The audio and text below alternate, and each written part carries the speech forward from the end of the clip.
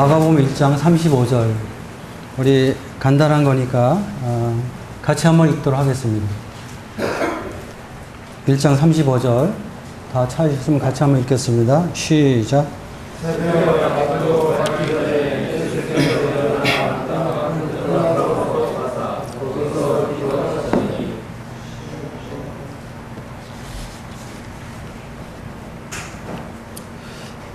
우리 몸은 많은 지체로 이렇게 되어 있죠. 그래서 이 몸의 모든 지체는 다 소중합니다.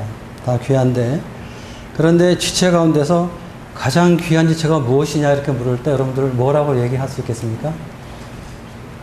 성경에 보면 사도 바울은 보이는 지체도 있고 보이지 않는 지체도 있다고 하는데, 보이지 않는 지체가 더 소중하다 이렇게 말씀하고 있는데, 우리 몸의 지체 가운데서 가장 소중한 지체가 하나를 택한다면 어떤 거라고 생각하십니까?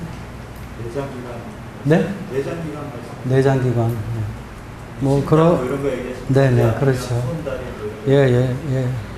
손발, 다리는 다 보이는 지체죠, 그렇죠. 근데 사실 내장은 보이지 않죠. 근데 가장 우리 생명과 연관되는 측면에서 생각해 볼 때 가장 귀한 지체는 심장입니다. 왜냐하면 다른 지체가 살아있어도 심장이 끊어지면 바로 죽기 때문입니다. 사람은 호흡을 할 수가 없잖아요. 그래서 모든 지체가 다 소중하지만 우리 안에 있는 지체 가운데서 가장 귀한 지체 하나를 꼽으라면 일단은 심장이다 이렇게 이야기할 수가 있습니다. 왜냐하면 심장이라는 것은 숨을 쉬기 때문에 호흡을 하지 않으면 죽잖아요. 그러면서 한번 생각해 보는 것은, 그럼 우리의 신앙생활 중에서 이 호흡에 해당하는 것이 어떤 것일까? 호흡에 해당하는 것이 너무 잘 알고 계시죠? 우리가 보통 우리가 신앙이 성장하려면 잘 먹어야 된다. 말씀을 잘 먹어야 된다고 말하죠. 말씀을 많이 먹으면 좋죠. 그래서 말씀을 양식으로 비유합니다. 그렇죠? 그리고 이제 잘 먹고 나서 사람이 건강하려면 운동을 해야 되잖아요. 운동이 무엇입니까? 보통 우리가 전도하는 것을 운동이라고 하죠. 말씀을 많이 먹고 잘 자란 사람들은 전도를 하는 것이죠. 말씀을 많이 알고 가르치긴 열심히 하는데 전도를 하지 않는다. 조금 뭐라 그럴까? 좀 영적으로 비만한 상태라고 그럴까? 뭐 그렇게 얘기할 수 있겠죠. 그러면 우리 숨 쉬는 것에 비유하는 것은 무엇입니까? 우리 이제 기도하는 것이 그리스도인으로서는 숨 쉬는 생활이다. 호흡에 이렇게 비유를 하게 됩니다. 그래서 사실은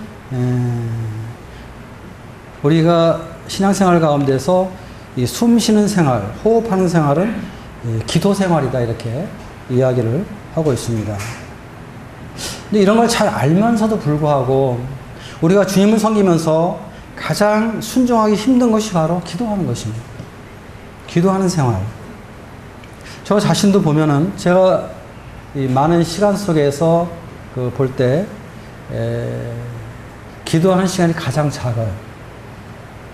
사실은 어떤 면에서 기도하는 시간이 가장 많아야 되는데 가장 적습니다.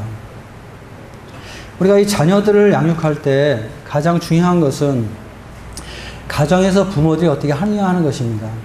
그렇죠? 자녀들에게 우리가 여러 가지로 권면하고 교훈적으로 가르칠 필요도 있고, 또 실제 뭐 가르치지 않아도 우리가 가정에서 생활하는 이런 모습을 보고 아이들이 이제 우리의 그런 생활을 보면서 배우게 됩니다. 그래서 이 가정에서 이 부모들의 생활은 상당히 중요한데요.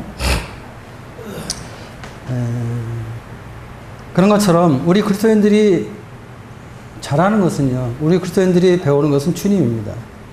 우리가 주님을 바라볼 때, 주님의 말씀을 배울 때, 그 주님 말씀 안에 나타난 주님을 바라볼 때 그분을 보고 배우고 잘하는 것이거든요. 바꿔 얘기하면 주님을 바라볼 때 말씀 안에 기록되어 있는 주님의 모습을 뵙게 될 때 우리는 주님을 본받는 삶을 살 수가 있는 것입니다. 그래서 우리가 이 말씀을 많이 읽고 말씀을 배우는 이유는 말씀 속에 나타난 주님이 어떠한 분인가 하는 것을 배우기 위해서 하는 것입니다. 왜?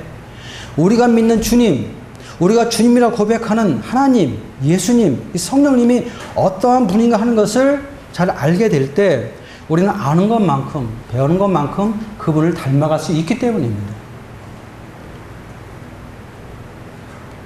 그래서 오늘은 우리 신앙생활 속에서 가장 중요한 그 기도생활, 그럼 말씀 가운데서 우리 주님은 어떻게 기도생활 하셨는가, 이런 부분을 살펴보면서 우리 모두가 이 기도생활에 대해서 좀 그 교훈을 받길 원합니다. 그래서 오늘 말씀의 제목은 주님의 기도생활이라는 제목으로 말씀을 드리도록 하겠습니다. 자, 첫 번째 생각해 보는 것은 1장 35절 말씀입니다. 새벽, 아직도 밝기 전에 예수께서 일어나 나가 한적한 곳으로 가서 거기서 기도하시더니. 여기서 우리가 생각해 볼 수 있는 것은 주님은 하루를 시작하시기 전에 제일 먼저 하나님 앞에 행하셨던 일이 기도였다는 것입니다. 기도. 그렇죠? 우리 예수님은 굉장히 바쁘신 분이었죠. 그렇죠? 우리도 많이 바쁘지만 우리가 이 복음서에 나타나는 주님을 보게 될 때 주님의 공생애 속에서 우리 예수님의 삶은 정말 바쁩니다. 주님은 또 짧은 시간을 사셨어요. 공생애는. 근데 주님은 정말 바쁘신 분이었는데, 그런데 그렇게 바쁜 삶 속에서도 주님께서 가장 먼저 하신 것은 무엇입니까? 기도하는 삶을 하셨다는 것입니다. 주님께서 새벽에 아직도 밝기 전에 미명에 예수님께서 일어나셨다는 것입니다. 그리고 예수님이 나가셔서 한적한 곳으로 가시고 거기서 뭐 하셨어요? 기도하셨다. 이렇게 우리에게 말씀을 해주고 있습니다.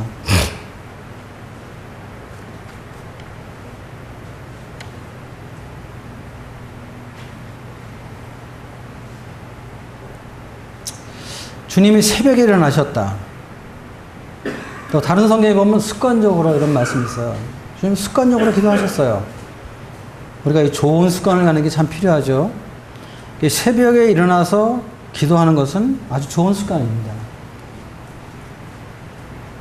그리고 주님은 한적한 곳으로 가셨어요. 한적한 곳, 조용한 곳에 가셔서 예수님은 기도하셨다.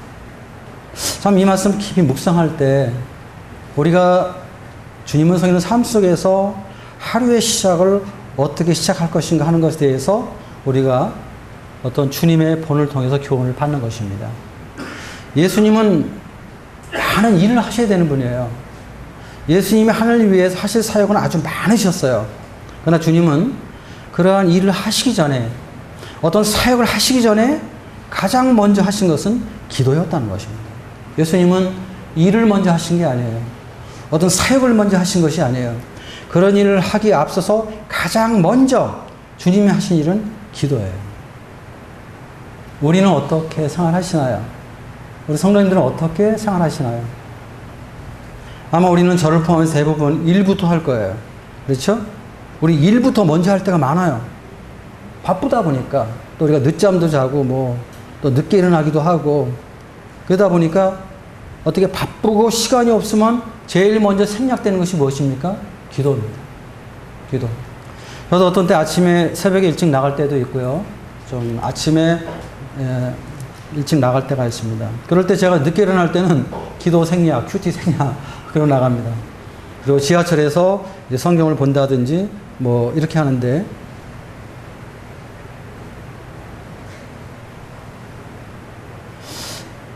이런 것들은 참 우리가 주님 앞에서 그렇게 바람직한 그런 모습은 아니라고 이렇게 생각이 됩니다.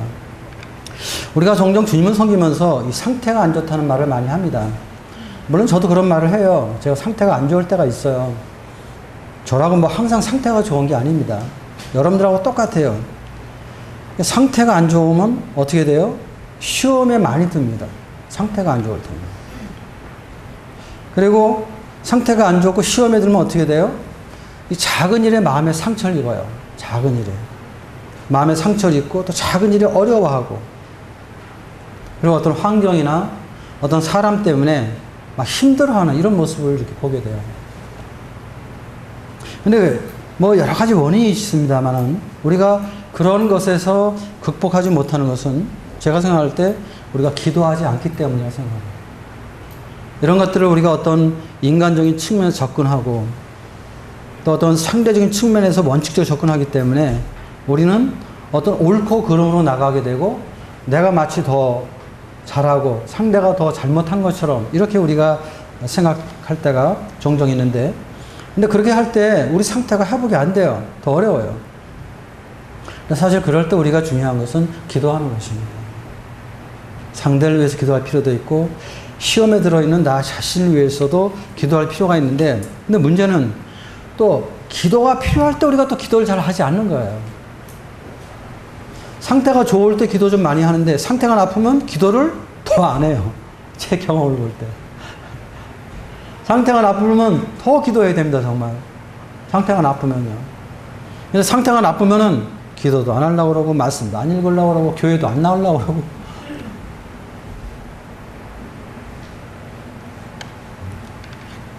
근데 기도는 숨 쉬는 것입니다.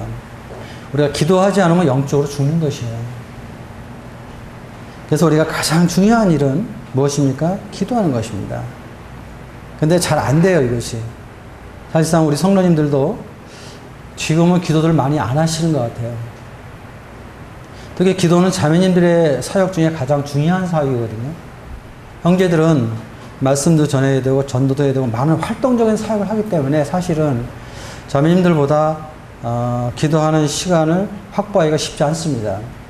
근데 자매님들은 공적으로 그런 사역이 제한되어 있기 때문에 자매님들의 사역 중에 가장 중요한 사역은 기도하는 것입니다. 그래서 그 모임에, 그 교회에 자매님들이 깨어서 많이 기도할 때 그 교회는 살아나게 되어 있어요. 그 교회는 기도하게 되어 있습니다.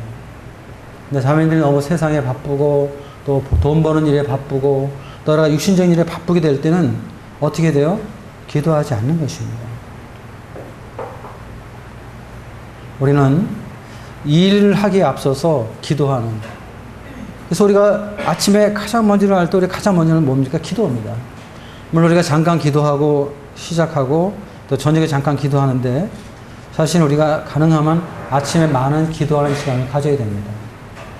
여러분들이 그러한 시간을 가질 때 더욱더 주님 안에서 영적으로 강건한 그런 생활을 할 수 있다고 생각합니다. 어떤 형제님은 기도하기 전에 아무것도 안 한다고 말씀하는 분이 계세요. 또 기도하기 전에는 아무것도 안 먹는데, 또 말씀 읽기 전에는 어떤 책이나 신문 안 읽는데, 뭐 이렇게 이야기하는 분들이 계세요. 모두가 다 그래야 되는 것은 아니지만 그렇게 행한다는 것은 또 좋은 자세라고 생각합니다. 어쨌든 오늘 이 말씀에서 우리가 생각해 보는 것은 주님은 굉장히 바쁘신 분이었지만, 정말 바쁘신 분이었지만, 그러나 주님은 어떠한 사역을 하시기 전에, 어떠한 일을 하시기 전에 먼저 하나님 앞에 기도하셨다는 것입니다. 새벽 아직도 밝기 전에 예수님 일어나셔서 한적한 곳에 가셔서 기도하셨다. 이 말씀은 참 우리 마음에 큰 감동이 됩니다. 그 다음에 두 번째 한번 생각해 보겠습니다. 누가복음 5장 말씀입니다.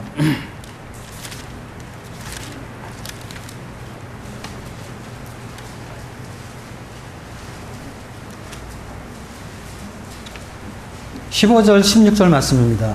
누가복음 5장 15절, 16절 제가 읽겠습니다. 예수의 소문이 더욱 퍼짐에 수많은 무리가 말씀도 듣고 자기 병도 곤침을 받고자 하여 모여오되 예수는 물러가서 한적한 곳에서 기도하시니라. 우리가 5장을 보게 될 때 5장 1절부터 11절 보게 되면 주님께서 이제 그 베드로를 부르는 것을 보게 됩니다. 예. 회심한 시몬을 주님께서 바닷가에서 고기 잡는 이 베드로에게 가서 네가 나를 따르면 내가 사람을 넘는 어부가 되게 하겠다 이렇게 말씀하십니다. 주님께서 베드로를 부르시는 이러한 사역을 하시고요. 그 다음에 12절에 보게 되면 이제 문둥병 들린 이런 사람을 만나게 되고 주님께서 이제 그 사람을 깨끗하게 해주시는 이런 모습을 우리가 보게 됩니다. 그리고 15절에 보면 예수의 소문이 더욱 퍼짐에 수많은 무리가 말씀도 듣고 자기 병도 곤침을 받고자 하여 모여왔다. 이 예수님께서 행하시는 이러한 여러 가지 사역이 이제 유대와 사마리아와 예루살렘 전역에 퍼지게 되고 그러므로 인해서 많은 사람들이 예수님 앞에 모이는 것을 보게 됩니다. 수많은 무리가 이 수많은 무리가 예수님 앞에 와서 이제 병건침을 받기도 하고 말씀을 듣기 위해서 모이는 이런 모습을 보게 됩니다. 어쩌면 주님의 어떤 사역 속에서 하이라이트라고 볼 수 있죠. 아주 큰 역사가 일어나는 그러한 시점입니다. 근데 이럴 때 예수님은 어떻게 하셨냐 하면요. 16절에 예수는 물러가사 한적한 곳에서 기도하셨다. 이렇게 말씀하고 있습니다. 우리는 뭐 좀 주님 앞에 일을 할 때 뭐 하나님 나를 크게 사용하시고 큰 역사가 일어나고 뭐 정말 대단한 이런 사역을 하게 될 때 우리는 잘 기도하지 않잖아요. 그렇죠? 사실 제 생활을 돌아볼 때 뭐 주님이 저를 많이 사용하시고 뭐 이렇게 할 때보다 제가 막 어렵고 뭐가 좀 안 풀리고 뭐가 뭐 막히고 이럴 때는 기도하는 것 같아요. 근데 뭐 이렇게 주님 앞에서 주님이 크게 우리를 사용하시고 또 우리에게 복을 주시고 은혜를 베풀 때 여기 지금 말씀처럼 큰 역사가 일어날 때 수많은 무리가 모이게 될 때 우리는 무엇인가 자만할 수도 있고요. 또 무엇인가 자긍을 가질 수도 있고요. 또 좀 기도하는 이런 면에서 우리가 내려놓을 수도 있는, 약할 수도 있는 그런 때입니다.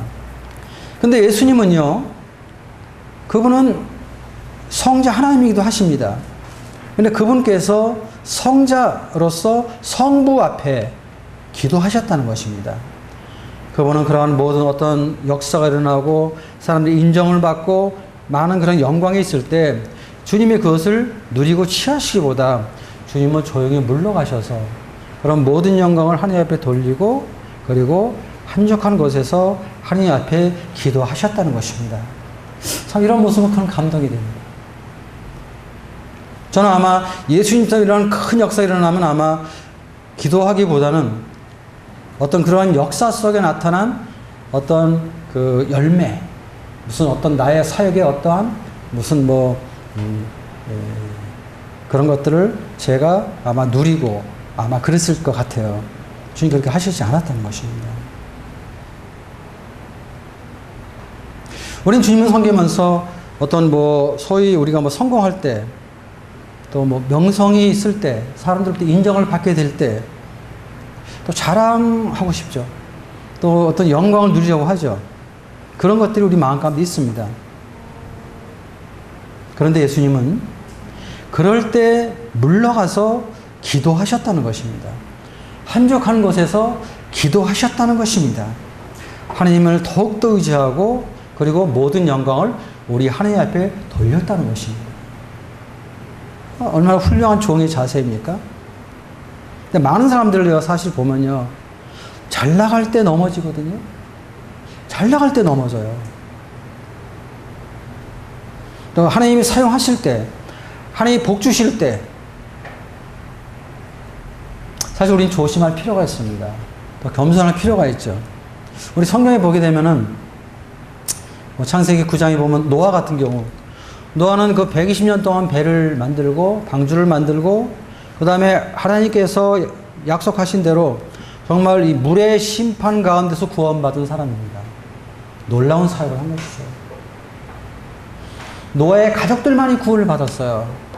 지금의 이 세상에 존재하는 인류들은 노아의 후손들이거든요.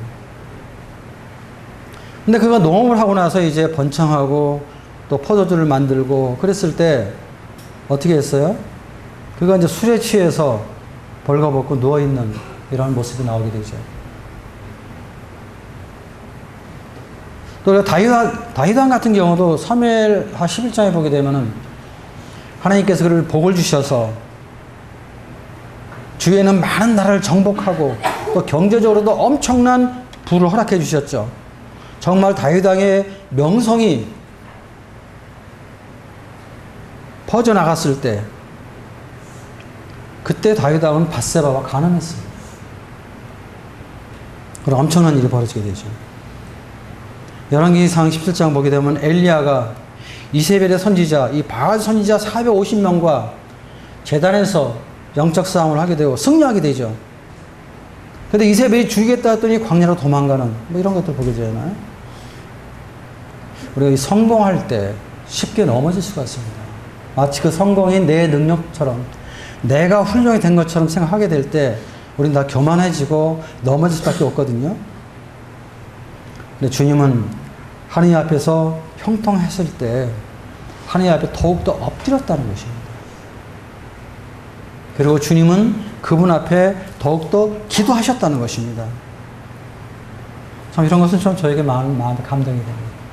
제가 주님을 섬기면서 어떠한 태도로 주님 앞에 임해야 될까 하는 것을 주님께서 이렇게 이 말씀 가운데서 보여주고 계십니다. 특별히 우리는 주님을 섬기면서 사람들로부터 인정받을 때, 하나님이 나를 사용하실 때 우리는 더 조심할 필요가 있습니다. 사도 바울은 선지를 생각하는 자는 넘어질까 조심하라 이렇게 말씀하고 있죠. 항상 우리가 주님 앞에 겸비한 마음을 갖기 위해서 낮아지는, 우리 주님처럼 수많은 무리가 모였을 때 그 영광을 취하기보다 주님 물러가셔서 조용한 곳에 가셔서 기도하시는 이러한 모습이 오늘날 주님을 섬기는 저와 여러분들 종의 태도가 아닌가 이렇게 생각이 듭니다. 그 다음에 6장을 보겠습니다. 12절 말씀입니다. 12절.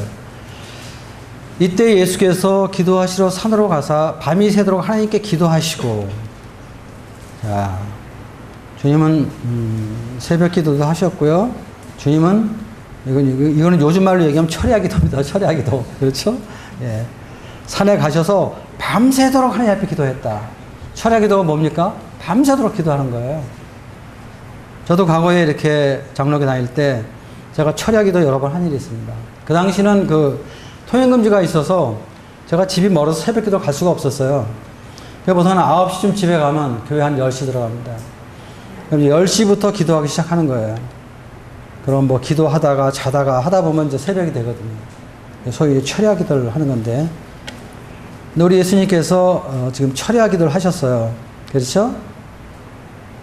근데 이 철야 기도 하실 때 어떠한 일을 하셨습니까? 여기 보시면 13절 이하에 보면은 주님이 기도하신 다음에 밝음에 그 제자들을 부르사 그 중에서 12를 택하여 사도라 칭하셨으니 곧 베드로라고도 하고 이름을 주신 시몬과 그의 동생 안드레와 야고보와 요한과 빌립과 바돌로메와 마태와 도마와 알페오의 아들 야고보와 셀롯이라는 시몬과 야고보의 아들 유다와 예수를 파는 자 될 가롯 유다라. 주님께서 밤새 기도하시고 나서 주님께서 행하신 일은 12명의 사도를 택하신 것입니다. 12명의 사도를. 12 제자를 부르기 전에 주님은 하나님 앞에 밤새도록 기도하셨어요. 밤새도록. 이 말씀을 묵상하면서 제 마음 가운데 참 생각되는 것이 그런 것이, 우리가 하나님 앞에서 어떤 중요한 일을 결정할 때 우리가 어떻게 돼요? 우리 많은 기도가 필요한 것입니다. 우리가 쉽게 생각하고 쉽게 결정하기보다는 정말 밤새도록 기도하셨던 주님, 주님이 밤새도록 기도하셨다면 우리들은 어떻게 하겠어요? 우리 같은 사람은 더 많이 기도해야 되는 사람들이죠, 사실은. 이 12 제자는 아주 중요한 사람들입니다. 주님께서 이제 십자가에 못 박혀 돌아가시거든요. 부활하시고 승천하시는 것입니다. 그럼 주님이 승천하신 이후에 이 복음을 땅끝까지 전파할 사람이 누굽니까? 12명이에요. 12명의 종들입니다. 아주 중요한 일입니다. 근데 주님은 이러한 정말 중요한 일을 하시기 전에 밤새도록 우리 하나님 앞에 기도하셨다는 것입니다. 철야기도 하셨다는 것입니다. 이런 모습은 우리가 주님 앞에서 어떠한 일을 결정할 때, 정말 중요한 일을 할 때 하나님 앞에 이렇게 기도하는 태도, 신중한 태도 얼마나 중요한가. 우리는 내 생각과 내 뜻대로 결정하기가 쉬워요. 내가 원하는 대로. 그렇죠? 그런데 그 전에 우리는 먼저 하나님 앞에 기도하고 정말 주님의 인도하심을 받는 것, 주님의 음성을 듣는 것, 그걸 결정하는 것, 굉장히 중요한 것이죠. 그래서 우리는 정말 우리 생애 속에서 정말 어려울 때, 아주 중요한 결정을 하게 될 때, 우리는 정말 주님 앞에 정말 가져와야 됩니다. 그리고 어떤 일은 정말 많이 기도할 필요가 있어요. 여러 날 기도할 필요가 있습니다. 그리고 나서 어떤 주님의 인도하심을 받는 것, 주님의 음성을 듣는 것, 참 중요하다고 저는 생각합니다. 제가 이렇게 돌아보면 제가 원당 지역에 개척 나왔을 때 주님 앞에 많이 기도했던 것 같아요. 저는 그때 여러 가지 상황으로 보게 될 때 제가 나가야 된다고 생각을 했었습니다. 근데 주님 앞에서 어떠한 그 인도하심을 받기를 원했어요. 주님 앞에 그 문제를 가지고 많이 기도했었죠. 사실 저는 당시 그 은평교회에 그냥 있으려고 했었거든요. 제가 개척을 나가려고 했던 것은 결국 아니었습니다. 그런데 이제 결국 이제 나오게 되는데, 근데 주님께서 그러한 부분들을 위해서 기도했을 때 주님이 보여주신 말씀이 누가복음 4장 43절이었습니다. 옆에 있으니까 한번 찾아볼까요?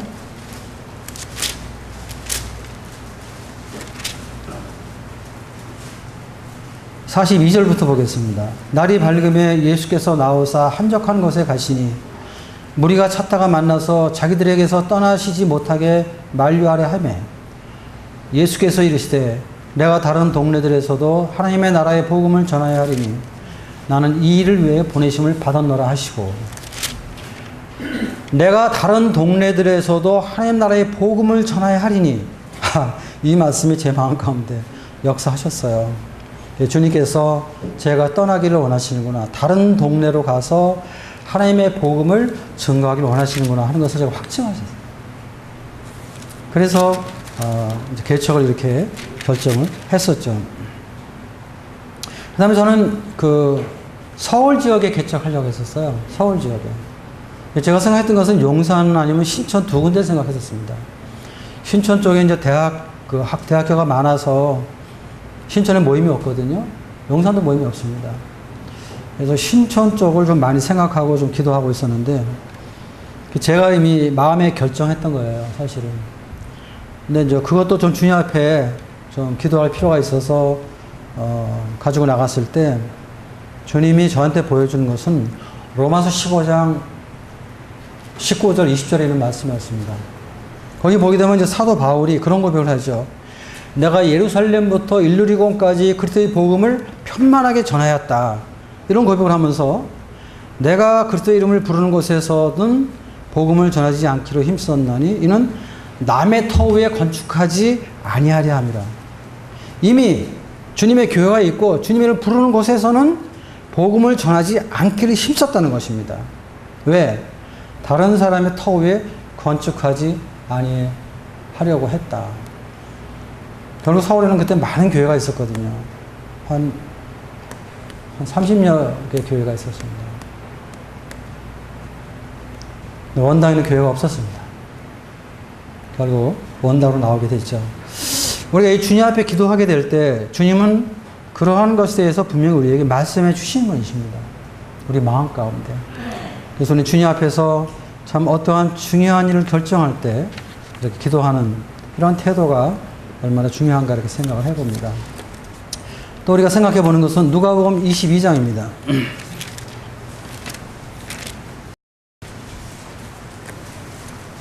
39절 말씀.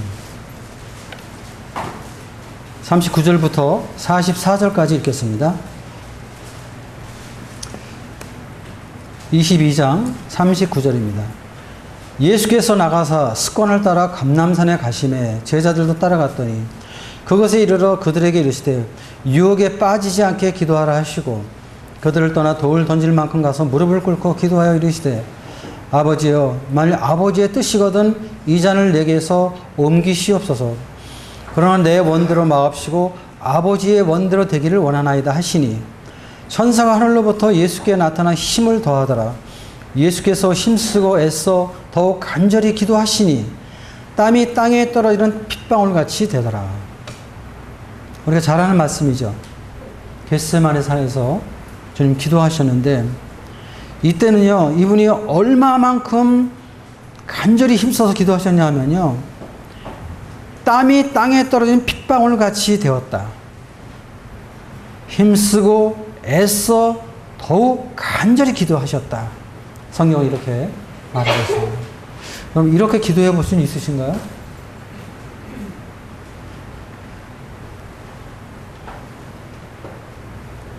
주님께서 이때 기도하신 목적은 무엇입니까? 하나님의 뜻을 순종하기 위해서 기도하신 것입니다. 주님이 이제 십자가의 고난을 앞두고 계셨거든요. 이제 주님은 이 기도를 마치시고 이제 바리새인들과 유대인들이 제사장들이 보낸 무리들에 의해서 예수님은 이제 체포되시고 그리고 이제 재판을 받으신 다음에 이제 갈보리산에서 십자가에 돌아가시는 그것을 앞두고 있는 그런 시간입니다. 정말 예수님의 생애 속에서 가장 큰 고난의 시간이죠. 이 고난의 시간 속에서 주님은 하나님 앞에 순종하기 위해서 하나님 앞에 기도하셨습니다. 그 핵심이 무엇이에요? 42절입니다. 내 원대로 마옵시고 아버지의 원대로 되기를 원하나이다. 자, 기도라는 것이 무엇일까요? 우리는 대부분 기도를 우리가 어려울 때, 내가 힘들 때, 내가 원하는 기도를 하는 것이죠. 그래서 마치 하나님이 우리가 원하는 것을 들어주는 이것이 우리의 기도 생활이다 이렇게 생각하는데 사실은 그것은 아니죠. 우리의 기도는 내 원대로 마옵시고 아버지의 원대로 하는 기도가 참된 기도입니다. 내가 원하는 것을 기도하는 것이 아니라 하나님이 원하시는 것을 기도하는 것, 이것이 사실은 성경이 말하는 기도의 올바른 모습입니다. 그래서 이 교회가 부흥하기 위해서는 어떤 기도를 해야 돼요? 하나님이 원하시는 기도를 해야 됩니다. 우리가 원하는 기도를 하는 것이 결코 아니죠. 교회 부흥의 첫 번째 조건은 하나님이 원하시는 기도를 하게 될 때 교회가 부흥하는 것입니다. 우리가 원하는 기도하는 것이 아니라. 주님께서 이 고난의 잔을 마시는 그 시간이 다가오셨는데 이 고난의 잔은요, 성부로부터 성자가 버림받는 시간입니다.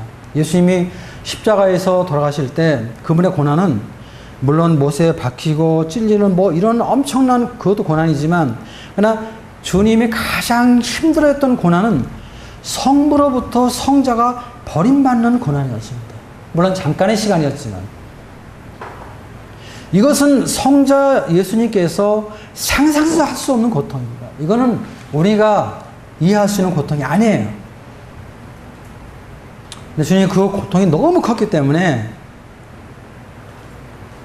아버지여, 만일 아버지의 뜻이거든 이 잔을 내게서 옮기시옵소서, 이런 기도를 하셨던 것입니다. 그러면서 말씀하시기를 그렇지만 내 원대로 마옵시고 아버지의 원대로 되기를 원합니다. 이렇게 말씀하셨거든요. 주님은 하나님의 뜻에 순종하기 위해서 우리의 죄 때문에 받으실 수밖에 없는 그 하나님의 진노를 자신이 받아들이기 위해서 기도하십니다. 히브리서 기자는 히브리서 5장 7절에서 그런 말씀하죠. 그는 심한 통곡과 눈물로 간구와 소원을 올렸다. 주님께서 통곡하셨다는 것입니다. 주님이 눈물을 흘리셨다는 것입니다. 그러면서 하나님 앞에 간구와 소원을 올렸다. 저는 이것은 겟세마네 산에서 주님께서 올리신 기도의 모습을 히브리서 기자가 그렇게 기록하지 않았나 이렇게 분별하고 있습니다. 하나님의 뜻을 순종하는 것은요, 어떤 때는 쉬운 일이 아닌 것입니다. 어떤 때는 정말 하나님 앞에 기도가 필요하죠. 왜? 그 고난이 크기 때문입니다. 이럴 때는 많은 사람들 사실 피해가죠. 좁은 문으로 가지 않습니다. 넓은 문으로 가는 것입니다. 저희들도 그래요. 힘들고 고난받는 거 저희도 원하지 않잖아요. 다 피해가려고 하잖아요.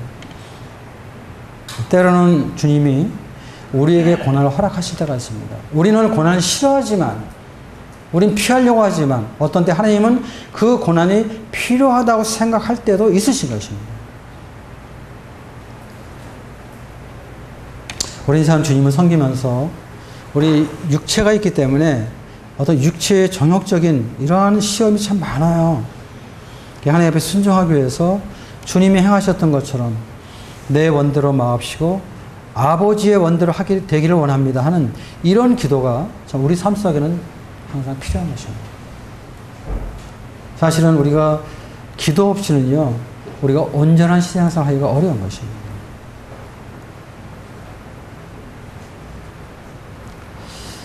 제가 이제 구원받고 나서 며칠 후에 어떤 큰 시험이 있었는데요. 그래서 뭐냐 하면 제가 그 당시 이제 군종으로 있었기 때문에 수요일 날 저녁에 나갔거든요. 근데 이제 구원받고 나서는 제가 주일학교를 하기 때문에 오후에 나갔어요. 그 당시는 주일날 모이기도 하고 또 수요일 날도 모였어요. 주일학교가. 이제 일상으로 하던 일이었습니다. 근데 이제 구원받고 나서 제가 속해 있던 그 부대 그 대대장이 교회를 나가지 말라고 그랬어요. 주일만 나가래요. 주일만. 수요일은 못 나가게 했어요. 근데 참 많이 고민했습니다. 사실 그 부대라는 것은 그 상관의 명령에 복종해야 되는 거잖아요. 근데 사실은 군정은 수요일날 나갈 수 있거든요. 나갈 수 있는 거예요. 근데 이분이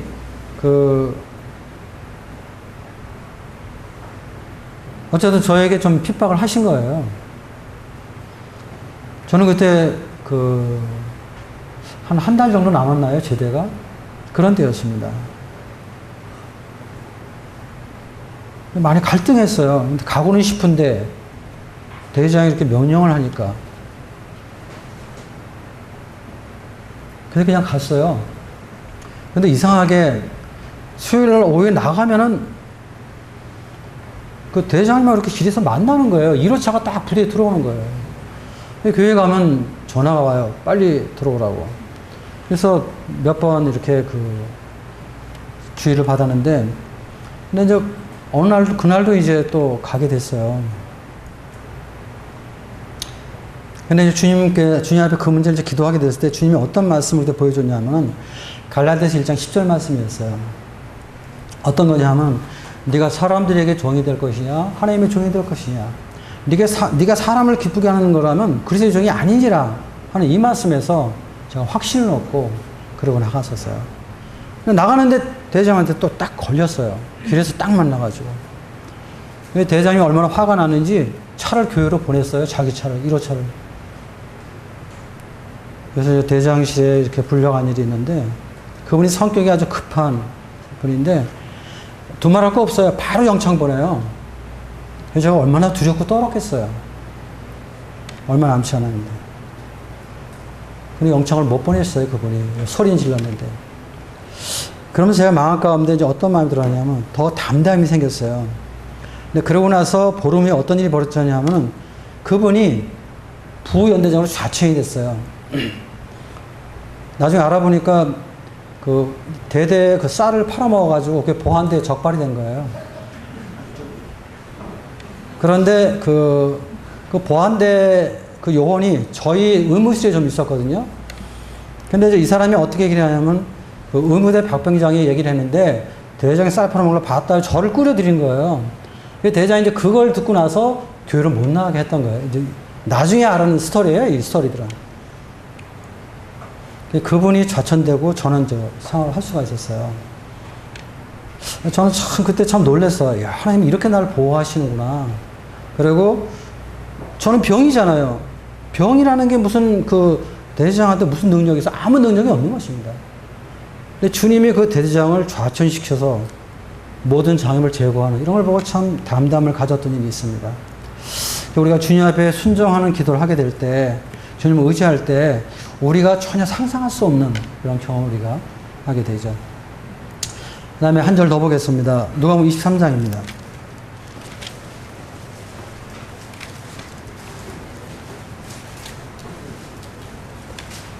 33절, 34절입니다. 33절, 34절. 해골이라 하는 곳에 이르러 거기서 예수를 십자가에 못 박고 두 행악자도 그렇게 하니 하나는 우편에 하나는 좌편에 있더라.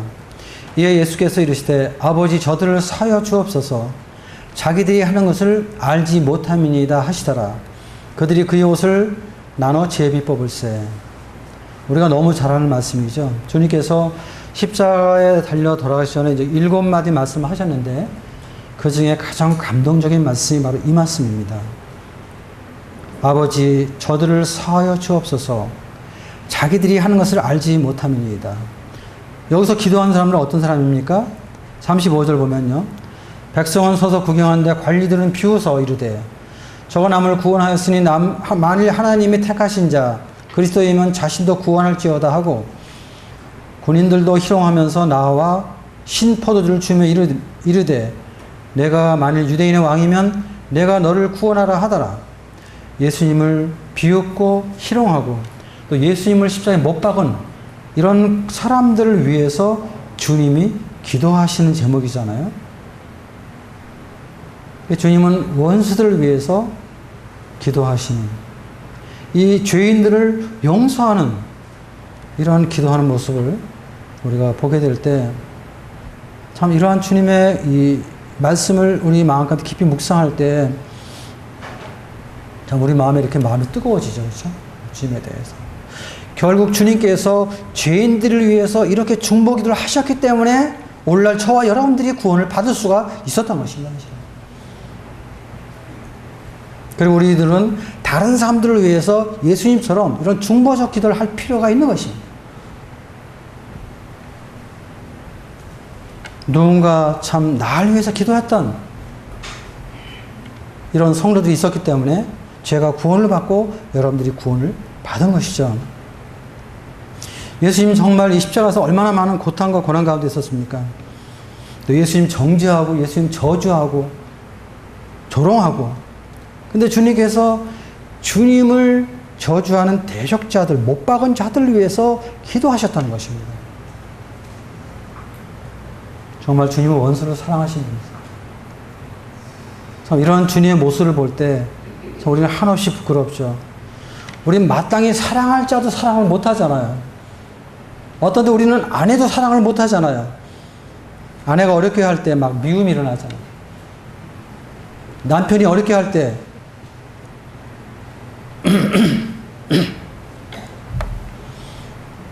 근데 주님은 원수를 사랑하는 핍박하는 자를 위해서 기도하시는 참 이런 모습들 참 놀라운 기도라고 생각합니다.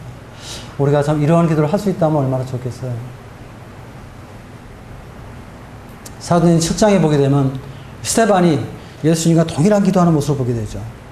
자기에게 돌 던진 사람들을 위해서 죽어가면서도 주님 이 죄를 저희들에게 돌리지 마시옵소서 이런 기도를 하는데요. 이 스데반이 얼마나 주님과의 교제와 사귐 속에서 주님을 닮아갔으면 주님이 십자가에서 행했던 그러한 동일한 모습으로 죽어갈 수 있었겠어요? 참 놀라운 모습입니다.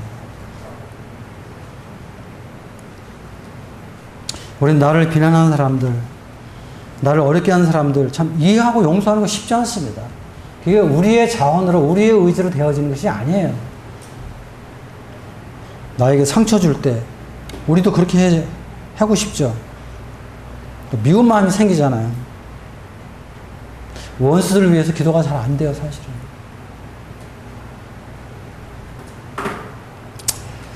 네, 이런 말씀 보면서 우리 다시 한번 생각해 보는 것입니다. 우린 사실 기도해야 되는 것입니다.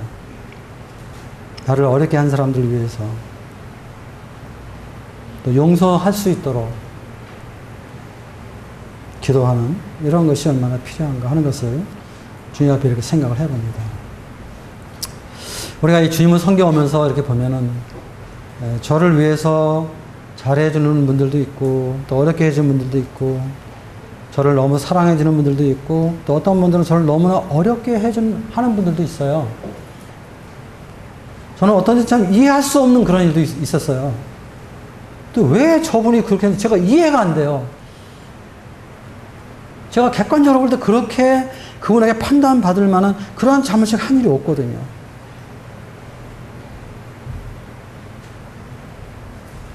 그럴 때도 있어요, 여러분들. 어떻게 해야 되겠어요? 우리가 감당할 수가 없습니다.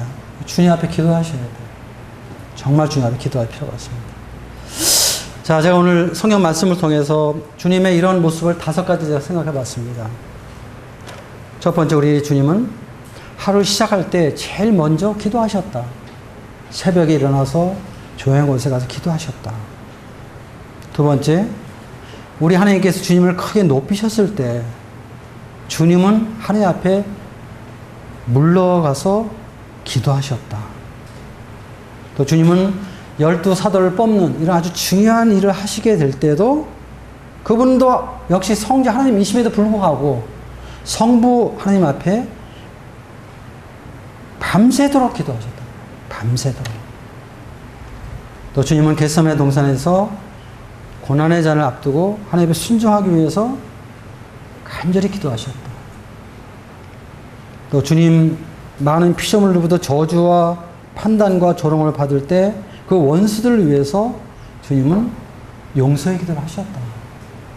이렇게 새벽에 기도하시는 모습, 철야 기도하는 모습, 이런 주님의 모습을 이렇게 말씀을 드렸는데, 참 이러한 주님의 모습과 비교해 볼 때, 우리의 기도 생활을 비교해 볼 때, 내가 주님 앞에 기도하는 삶을 비교해 볼 때, 우리는 지금 어떻게 기도 생활을 하고 있는가, 이렇게 우리 한번 돌아보면 좋겠다고 생각합니다. 우린 바쁘다는 핑계로 너무 기도 생활을 하지 않고 있지 않은가. 또 기도 생활을 하긴 하는데 건성으로 하지 않는가. 건성으로. 우린 정말 주님 앞에 기도할 때 정말 진지한 마음으로 하나님 앞에 나가서 진지하게 기도하는 이런 시간이 얼마나 필요한가. 그래서 그러한 기도 시간 속에서 하나님의 능력을 덧입는, 그래서 영적인 힘은요, 기도의 열매라고 생각합니다. 영역. 영역이라는 것은 뭐 우리에게서 나오는 것이 아니에요. 영적인 힘을 얻는 것은 기도라고 생각해요. 우리가 이 말씀을 전하는 것도 좋습니다. 이 말씀을 전하는 것도요, 우리가 말씀을 준비하기 위해서 많은 시간이 필요합니다. 근데 그와 함께 우리가 생각해 보는 것은 기도하는 시간도 그만큼 필요합니다. 기도하는 시간. 그럴 때 그 말씀이 능력이 있는 거예요. 감동이 있고 성령 마음을 움직일 수 있고요.